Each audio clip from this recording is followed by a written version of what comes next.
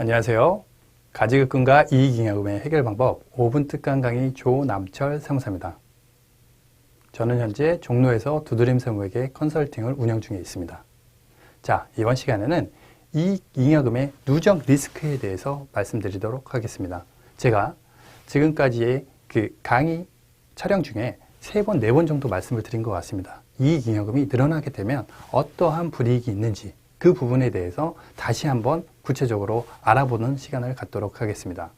자, 이익잉여금이 늘어나게 되면은요, 잉여금이 늘어난다.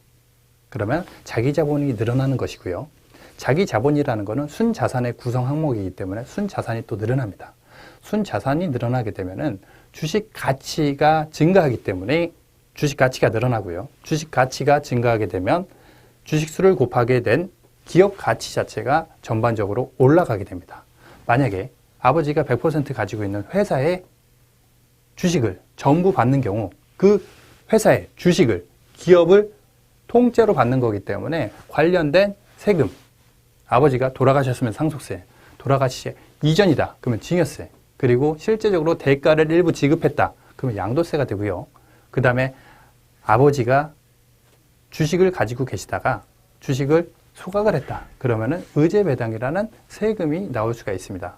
의제배당은 소득세 42% 구간까지 올라가기 때문에 굉장히 큰 세금이라고 할 수가 있겠습니다. 자, 구체적으로 다시 한번 짚어보겠습니다. 상속세 증가, 증여세 증가가 있는데요. 잉여금이 증가하게 되면 주식가치 증가, 그리고 기업가치 증가, 상속 증여 재산에 대한 증가가 이루어질 수 있기 때문에 이 부분을 반드시 유념을 하셔야 될 것 같습니다.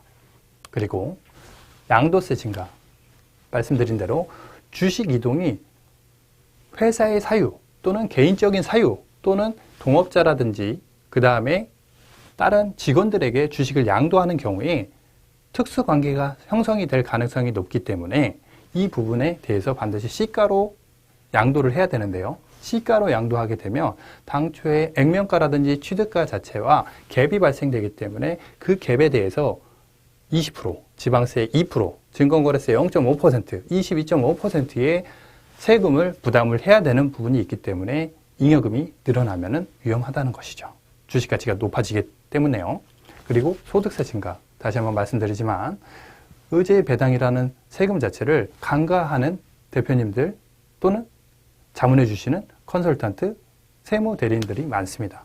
의제배당이라는 것은 청산을 하거나 아버지가 돌아가신 경우에 이런 부분들이 정산이 되다 보니까 아주 먼 훗날의 얘기라는 거죠. 하지만은 이 부분에 있어가지고 반드시 챙겨야지만 향후에 발생될 수 있는 높은 누진세를 피할 수가 있습니다.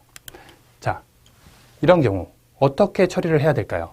이익잉여금이 높으면은 분명 문제가 되기 때문에 이 리스크를 방지하기 위해서는 과거에 잘못된 회계 처리나 경비 처리하지 못한 부분이 있는지 확인을 하고 그 금액이 크다, 그러면 중대하다 하게 되면은 잉여금 차감을 하고요.